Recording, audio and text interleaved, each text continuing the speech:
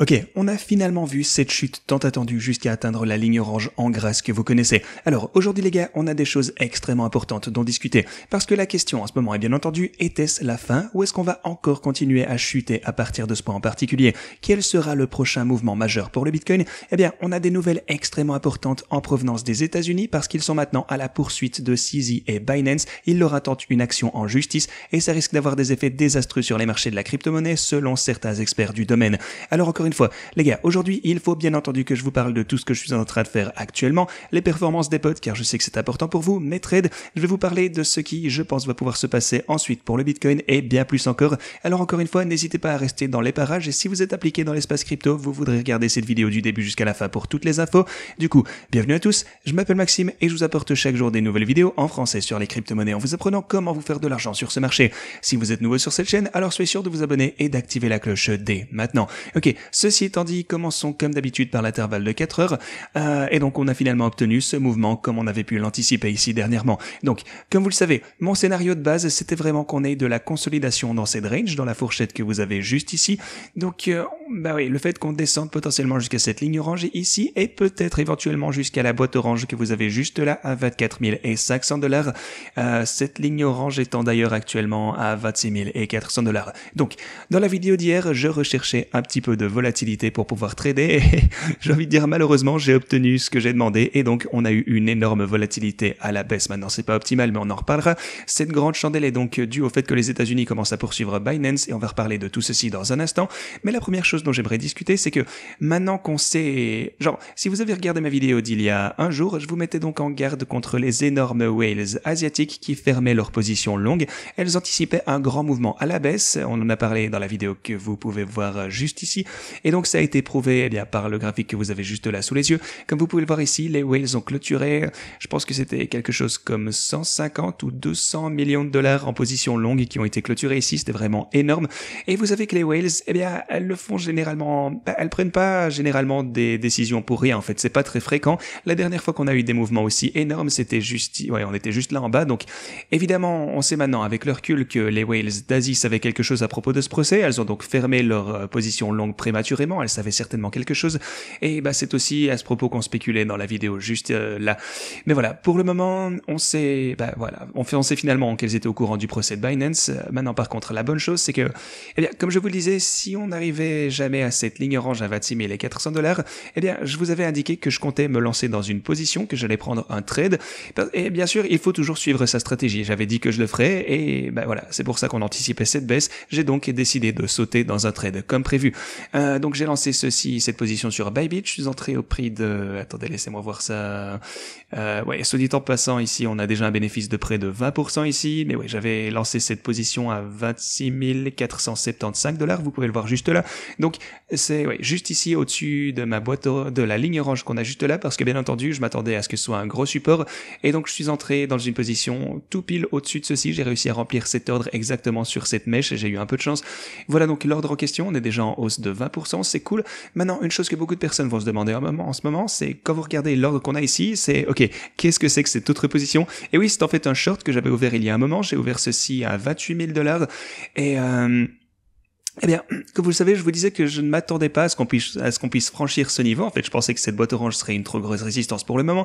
J'ai dit que je pensais qu'il était davantage probable qu'on ne rechute ici prochainement. Donc, j'avais décidé d'entrer dans un short.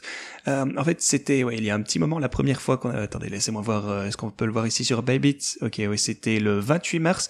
Donc, c'était en fait la première fois j'ai ajouté ce short ici la première fois qu'on est monté là. Alors pourquoi est-ce que j'en ai pas parlé? Eh bien, je fais toujours très attention quand je suggère aux gens de shorter ou vont montrer des shorts, simplement des positions comme ça, parce que ce qui a tendance à arriver souvent, c'est que les gens qui ne comprennent pas vraiment comment ça fonctionne avec le shorting, qui n'ont pas trop d'expérience en particulier, et sans jugement vraiment, mais ils verront mon short qui par exemple a été saisi ici en haut sur une position qui me semble intéressante, et quand je vous dis que je m'attends à une résistance et que je m'attends à des reculs à partir de cette boîte orange, désolé, à partir de la boîte orange qu'on a juste ici, eh bien, ce que les gens vont faire, c'est qu'ils vont voir ma vidéo après un moment, hein, le prix aura déjà chuté, et disons qu'il est descendu ici jusqu'au milieu de cette chandelle, et puis ils penseront potentiellement entrer dans un short pendant qu'on est en train de continuer à chuter, et puis ils se décideront à rentrer ici au support, et ensuite ils se feront complètement démolir. Et je veux vraiment pas ça, en fait. C'est pourquoi en général, je suis extrêmement prudent lorsque je vous parle de position short. J'ai vraiment pas envie que les gens, eh bien, aient un mauvais exemple. C'est pourquoi je veux monter ma plateforme éducative afin que je puisse enseigner à tout le monde, vraiment en fait mon processus de réflexion pour savoir quand, comment shorter, comment envisager ceci.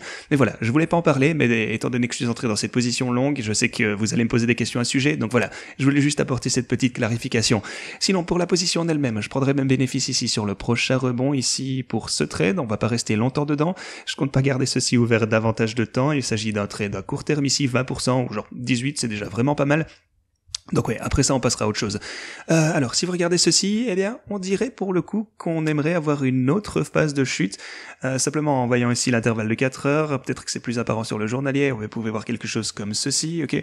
Donc ouais, vous savez c'est... Ouais, donc ici, boum, on a la consolidation après le MAC, vous avez juste là. En règle générale, ceci a tendance à conduire à un autre mouvement à la baisse. Maintenant attention, je dis pas que ça va arriver, mais ça peut arriver. C'est donc quelque chose auquel on doit être préparé. Sinon à quoi ressemblent les marchés traditionnels? Eh ben... pas trop bon, pour être honnête, je veux dire, ok, on a de la consolidation, en ce moment on a cette chandelle rouge sur les marchés à terme qui est en train de chuter, mais lorsque les marchés traditionnels s'ouvriront, donc attention, pas les marchés à terme qui eux sont déjà ouverts, mais les marchés, eh bien les stock markets, en fait le marché boursier qui ouvriront plus tard dans la journée, ça risque d'influencer pas mal le prix de tous les actifs. Donc on va voir si on a une grosse poussée pour les marchés traditionnels, bien sûr on va avoir la même chose je suppose pour le Bitcoin, mais si, eh bien si on avait une continuation de la baisse ici, alors les choses pourraient vraiment mal tourner, on pourrait avoir une autre descente potentiellement jusqu'aux 26 000, jusqu'à cette boîte orange en gros, et à ce moment-là, bien sûr, on devra également se préparer potentiellement pour atteindre par la suite les 24 400. Donc ma stratégie pour le coup reste toujours intacte les gars, on achète sur le support, maintenant j'ai déjà acheté ici comme je vous disais, si on descend j'achèterai peut-être à nouveau, mais ouais, définitivement si on descend ici à 24 500$, c'est sûr et certain que j'achèterai davantage pour ma position. Donc voilà ma stratégie globale en ce moment, vous la connaissez, et avant qu'on te parle de... Ouais, en fait on va un petit peu parler de la raison pour laquelle on est redescendu aussi violemment hier, avant qu'on te parle de nos bots. Alors, oui, pour faire simple, un énorme procès est intenté contre Binance de la part de la CFTT. Il s'agit de la Commodity Futures Trading Commission aux États-Unis. Et donc, ouais, ce rapport est sorti. Bien entendu, le prix du Bitcoin a commencé à chuter un petit peu avant qu'on ait ces nouvelles parce que, bien entendu, il y aura toujours des gens qui sont au courant. Les insiders avaient déjà des infos et puis boum, la grosse chute est arrivée.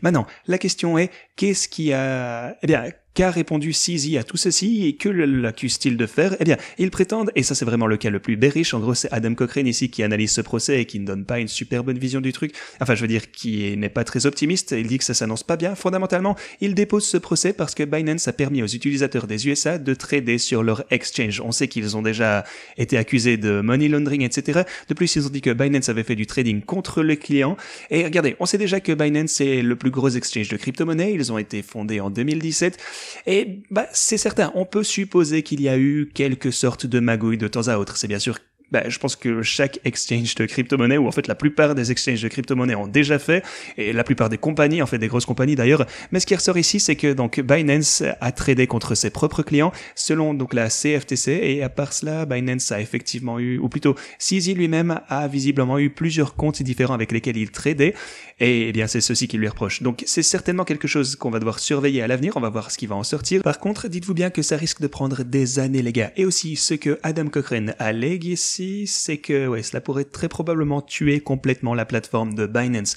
Maintenant, attention, personnellement, je suis un petit peu sceptique à ce sujet. Je pense qu'à la fin, ils vont pouvoir régler tout ceci avec la CFTC, qu'ils vont trouver un terrain d'entente. Mais Adam Cochrane, lui, n'est pas trop convaincu de cela en nous disant que potentiellement, la CFTC veut en ce moment peut-être déjà complètement faire fermer Binance. Alors, comment est-ce qu'il compte faire ceci? Eh bien, si on fait défiler encore un petit peu ici, et ouais, au fait, ici, vous pouvez voir les 300 comptes qui appartiennent à CZ ou à ses associés, dont ils disent donc qu'ils tradaient contre leurs clients, ainsi que, ouais, vous avez Binance Labs, etc. Ouais, vous avez différentes affiliations que vous pouvez voir juste ici. Aussi, donc, qu'est-ce qu'ils ont déclaré? Et ça provient donc des conversations divulguées. En gros, ils ont eu accès pour voir des SMS et différentes communications de CZ au sein de sa propre équipe. Et fondamentalement, ce qu'ils ont pu démontrer ici, c'est qu'ils se sont envoyés des SMS en se disant, ok, on sait que ce qu'on fait, c'est mal, mais bon, faisons-le quand même parce que les clients américains, c'est beaucoup trop rentable de les avoir en train de trader sur notre plateforme, donc on s'en fout. Donc, voilà. Fondamentalement, ils ont fermé les yeux sur le fait qu'il n'y avait pas suffisamment de mesures KYC aussi en cours pour les utilisateurs américains. Et ce qu'ils veulent faire, c'est donc interdire à CZ et Lim aussi, qui est l'un de ses proches associés, en fait tous ses affiliés, de se livrer à l'un des comportements décrits dans cette affaire, ce qui signifie en gros qu'il ne peut pas posséder d'actions américaines, il ne peut rien avoir à faire avec les entreprises américaines, il ne peut pas trader d'entités non enregistrées, il ne peut détenir aucun intérêt dans les matières premières, de plus il ne peut trader aucun actif numérique, donc voilà, pour vous faire simple, ils disent à CZ, arrête tout, tu peux plus trader d'actifs du tout, tu peux plus faire d'affaires, donc ouais, en fait ils veulent tout bloquer, en fait c'est assez dingue, et ça nous dit essentiellement que la CFTC veut vraiment tuer Binance, ils sont pas là pour essayer de trouver un terrain d'entente, ils ne veulent plus Binance. En outre, ce qu'ils déclarent, c'est qu'ils doivent rembourser tous les bénéfices de trading qu'ils ont réalisés auprès de leurs clients américains. Imaginez-vous la somme, tous les revenus, tous les salaires, toutes les commissions ou tous les frais, donc fondamentalement tout ce qu'ils ont gagné auprès des citoyens américains, soit, on peut se le dire, des milliards de dollars, ils doivent tout rembourser. Bon, oui, c'est complètement insensé, bien entendu. Je veux dire, est-ce qu'ils pourraient même survivre à quelque chose comme ceci? Eh bien, c'est ce qu'Adam Cochrane, ici, pense qu'ils ne sont pas capables de faire. Aussi, bien sûr, ils doivent payer beaucoup de pénalités, donc ça voudrait dire que, aussi, Binance US, qui est la version américaine de Binance, disparaîtrait pour toujours, les teneurs de marché partiraient également, donc il dit que ça tuerait probablement Binance. En général, le fait de renvoyer tous les frais, salaires, revenus, liquidations, etc., tout, simplement pour tous les individus et entités exposés à tous les retours d'ici 2017, plus les sanctions civiles, ils ne peuvent vraiment pas supporter tout ceci. Ça va prendre du temps à se faire, mais ne vous y trompez pas, la CFTC leur saute vraiment à la gorge. Comme je l'ai dit plus tôt, la CFTC ne s'attaque pas aux petits cas fréquents comme la SEC, ici c'est vraiment une bête différente, et souvent ces attaques sont mortelles. De plus, ce qu'on doit comprendre, c'est qu'ils ont placé Binance, CZ, Lim et tous les dirigeants en désaccord les uns avec les autres. Ils les mettent en fait dans l'obligation de soit de rembourser des tonnes d'argent, ce que j'ai décrit au-dessus, ou de lever le rideau sur tout ce qu'ils ont jamais fait depuis leur commencement. Ce qui veut dire que s'ils leur attendent un procès, ils révéleront tout ce qu'ils ont fait, ils devront absolument tout divulguer, et ouais, s'ils ont fait des choses louches par le passé, ce qu'ils ont certainement fait, honnêtement qu'on se le dise, on connaît simplement pas l'ampleur de tout ce qu'ils ont fait, mais voilà, il y a toujours une sorte de magouille dans chaque boîte en fait. Simplement regardez même les banques réglementées, JP Morgan et autres, elles ont toutes fait des trucs louches, donc c'est malheureux, mais c'est courant dans les grandes entreprises comme celle-ci. Mais par contre, est-ce que CZ et Binance, est-ce qu'ils sont réellement d'accord de révéler tout ceci? Probablement pas. Donc on verra ce qui ressortira de tout ceci. Adam Cochrane, lui, n'est pas trop optimiste. Pour moi, je pense que ça devrait aller parce que c'est généralement ce qu'on finit par voir en fait. Même si ça prend du temps, on voit généralement qu'ils finissent par s'accorder d'une manière ou d'une autre. Mais bien entendu, c'est quelque chose qu'on va devoir surveiller comme je vous le disais. Et aussi, ils auraient pu le faire il y a bien longtemps s'ils avaient autant de preuves contre eux. Mais évidemment, on ne peut pas laisser pumper le Bitcoin lorsque tous les banques sont en difficulté, pas vrai? Bon timing encore. Donc ils continuent de harceler la crypto durant leur opération Chokepoint 2.0, tout ça continue, ils veulent tuer la crypto aux États-Unis. Est-ce qu'ils vont réussir? Bien sûr que non, le Bitcoin ne pourra jamais être tué, mais ils essayent de détruire l'infrastructure qui l'entoure et de retarder son progrès. Donc on verra bien, je vous mettrai à jour comme toujours. Pendant ce temps, Michael Saylor, lui, ne change pas, il a acheté davantage de Bitcoin, ils ont acheté 6455 Bitcoin pour 150 millions de dollars. Donc ici, tout ceci a un coût moyen de 23 000 $. Ils détiennent donc maintenant près de 140 000 bitcoins au total, ce qui est énorme. C'est vraiment, vraiment beaucoup, les gars. Donc il continue d'être bullish, simplement. Michael Saylor, un des plus gros bulls du Bitcoin, vous le savez, il continue d'acheter davantage. Maintenant, une chose qui arrive aussi, bien entendu, c'est avril. On en est qu'à quelques jours, en fait. Et au début du mois d'avril, vous savez qu'on va avoir les nouveaux chiffres sur l'inflation. Et je pense donc que les chiffres sur l'inflation, pour le coup, cette fois-ci, vont être assez bons pour les marchés. On verra bien si ce sera le cas ou non, de toute façon, très bientôt. Mais comme je vous le disais, je pense qu'avril sera, décent pour la crypto. En fait, pour les marchés en général, comme je vous le disais. Mais je pense que le marché, pour le coup, est un petit peu trop pessimiste quant à ce qu'il pourrait arriver au mois d'avril. Mais voilà, on verra bien un sujet, bien entendu, je vous tiendrai au courant comme toujours sur la chaîne. Et ce que j'aimerais vous montrer pour le moment, c'est que généralement, lorsque la Fed arrête son fameux resserrement des taux, pour le coup, il est probable qu'on ait déjà eu la dernière hausse des taux de la part de la Fed en ce moment. Vous savez que la dernière fois, on n'était pas sûr, mais on a généralement, donc pas toujours, mais généralement, vous voyez la Fed commencer à réduire les taux, même la réunion juste après la dernière hausse des taux. Alors, est-ce que l'histoire va pouvoir se répéter? Le marché va certainement voir une grosse poussée si on voit que la Fed recommence déjà à réduire ses taux. Donc on verra ça aussi. Parlons maintenant des bots, par contre. Donc quelques pourcents ont été rasés du bot principal ici. Vous savez qu'hier, on était à 20%, mais encore une fois, il faut que je vous rappelle un petit peu la façon dont tous ces trucs fonctionnent. Le but de ces bots, c'est de trader dans les dips. Ok, donc ils les achètent à la baisse, ils les achètent lorsqu'on chute, en ajoutant à leur position. Et c'est pourquoi ici, on a des profits ainsi que des pertes non réalisées sur la position actuelle. Mais ensuite, ils prennent des bénéfices sur les soldes.